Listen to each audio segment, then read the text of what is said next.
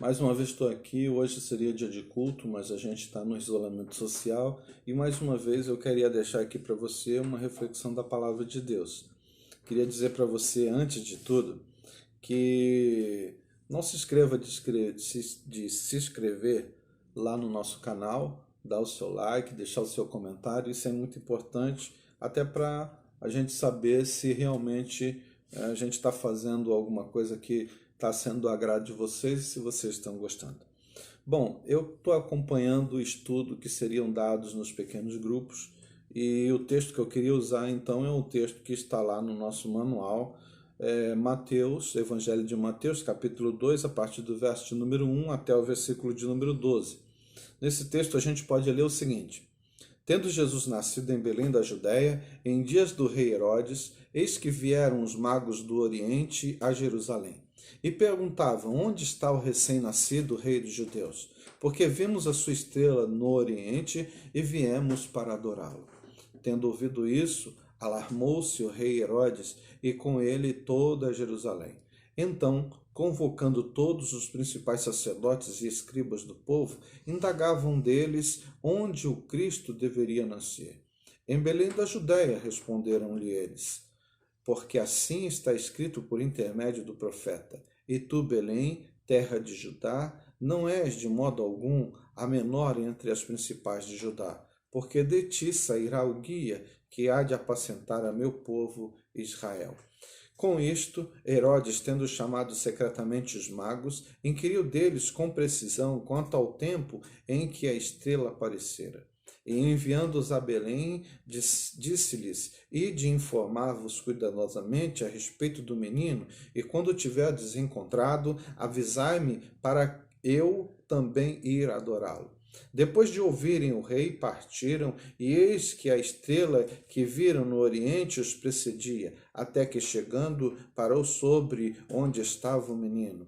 E vendo eles a estrela, alegraram-se com grande e intenso júbilo. Entrando na casa, viram o menino com Maria, sua mãe. Prostrando-se, o adoraram e, abrindo seus tesouros, entregaram-lhe suas ofertas: ouro, incenso e mirra. Sendo por divina advertência prevenidos em sonho, para não voltarem à presença de Herodes, regressaram por outro caminho à sua terra.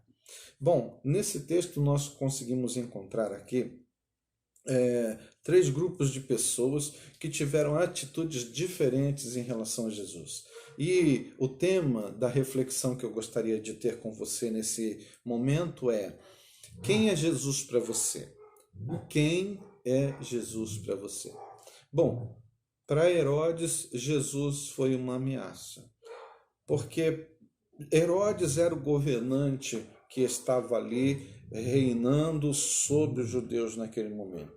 E de repente aparecem uns magos dizendo que vieram ver e adorar o rei dos judeus. Bem, isso não foi muito bem visto por Herodes. Na verdade, ele experimentou um sentimento ali não só de espanto, mas de medo e de raiva, porque, sem dúvida nenhuma, ele era o governante. E essa história de rei dos judeus estava chateando ele. E embora os judeus estivessem debaixo do Império Romano, né, estivessem embaixo do jugo do Império Romano, quando Jesus Cristo vem à Terra, havia um medo muito grande daqueles que estavam governando Jerusalém de haver uma revolução, e isso seria muito ruim para o Império Romano.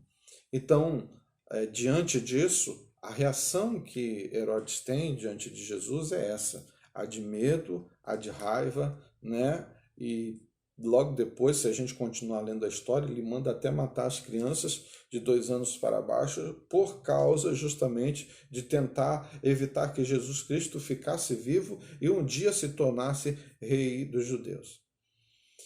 Bom, outro grupo que a gente encontra aqui nesse texto é o grupo dos principais sacerdotes e escribas, que foram chamados por Herodes, que pediu explicações a eles a respeito dessa história, né, que os magos estavam apresentando.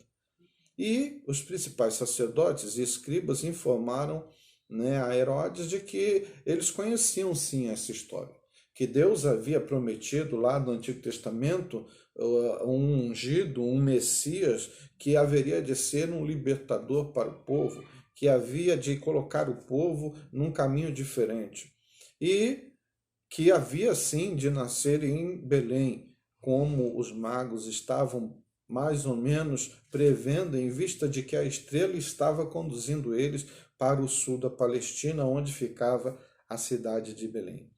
É interessante também pensar que essa reação dos principais escribas e sacerdotes, e eles representam os religiosos judeus da época, que eles tinham conhecimento, sim, não só da Bíblia, daquilo que havia sido escrito, do que Deus havia dito no passado e que havia sido registrado, mas esse conhecimento era puramente, meramente um conhecimento daquilo que era a religião.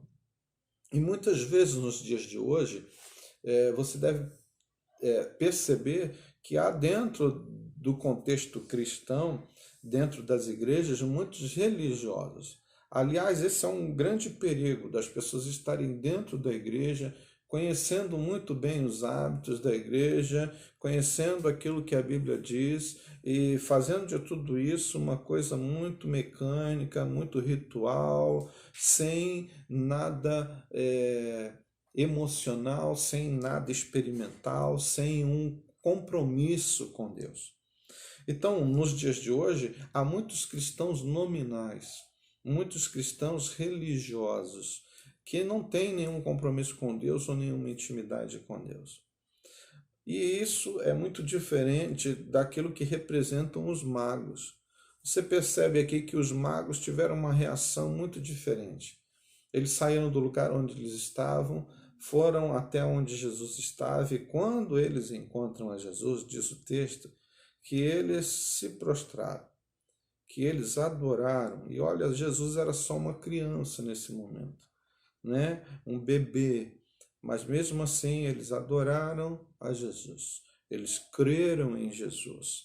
Mais do que isso, eles abriram dos seus tesouros e ofertaram a Jesus ofertas preciosas.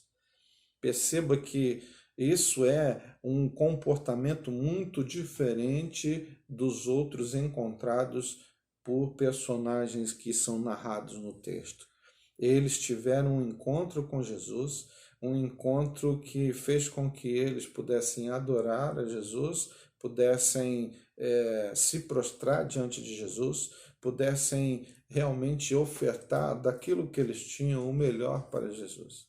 Esse tipo de comportamento é o comportamento que eu acho que Deus espera de nós e que Jesus Cristo realmente espera de cada um de nós. Muitas vezes nós somos meramente religiosos e isso não adianta nada, Jesus não deseja isso. Muitas vezes também nós estamos com medo de Jesus, né, como Herodes, acreditando que se nós deixarmos Jesus Cristo entrar nas nossas vidas, ele vai começar a mandar em nós e vai tirar toda a nossa liberdade e toda a nossa vontade. E muitas vezes, com medo disso, as pessoas fogem de Cristo. Queria dizer para você que o que Jesus espera é que nós tenhamos uma atitude justamente o contrário. E eu quero, inclusive, dizer para você que é muito bom quando Jesus manda na nossa vida, porque aí a gente não faz aquilo que a gente quer. E o ser humano tem uma índole muito ruim. Ele faz muitas vezes coisas que não devia fazer, e lá no fundo, todo mundo sabe disso, né? A nossa relação com Deus devia ser muito diferente. Deus realmente devia ter um lugar de proeminência na nossa vida, devia estar em primeiro lugar nas nossas vidas, acima de tudo, né? E estar realmente nos conduzindo nas nossas vidas, porque muitas vezes nós não sabemos decidir direito, nós não sabemos escolher direito, nós fazemos coisas erradas. E quando Deus muitas vezes tem controle das nossas vidas, às vezes Ele diz, não faça isso, isso está errado, né? E aí a gente consegue evitar muitas coisas. Eu queria dizer para você que você precisa realmente pensar nisso. Qual tem sido o seu relacionamento com Jesus? Quem tem sido Jesus para você? Alguém que te causa medo? Alguém que é puramente um personagem religioso da sua vida, ou realmente tem sido o Deus que precisa, que merece ser adorado, glorificado, exaltado, né? A quem nós devemos nos render e a quem nós devemos entregar as nossas vidas. Isso é uma coisa que você precisa pensar. Se você ainda não realmente tem tido um compromisso sério com Deus, se você ainda não tem entregado sua vida a Jesus, de repente você precisa fazer isso. E essa reflexão eu deixo para você fazer, a decisão é sua e você precisa tomar essa decisão. Mas nunca se esqueça que muitos têm tomado decisões de serem seguidores de Jesus, mas seguidores de longe, né? Puramente religiosos. E isso muitas vezes é perda de tempo. Queria pedir a você que refletisse sobre isso, porque realmente não é isso que Jesus deseja e nem isso que Jesus veio fazer aqui. Ele veio aqui para dar a sua vida no meu lugar e no seu lugar. E ele espera ter um relacionamento muito diferente do que muitas vezes nós temos tido com ele. Que Deus abençoe o seu dia, né? Tenha um dia feliz, tenha um dia alegre, tenha um dia em que Deus possa ser a sua companhia e que Jesus Cristo possa ser o seu Senhor, o seu Salvador, e que você tenha um relacionamento com Ele bem, né, estreito, um relacionamento de amor, um relacionamento, né, de tranquilidade e de paz. Eu vou dar a oportunidade agora de nós cantarmos aqui um hino e você vai estar ouvindo aí, a irmã Rose vai estar tocando, a Raquel vai estar cantando junto comigo e a gente vai estar aqui louvando ao Senhor com esse hino. Jesus,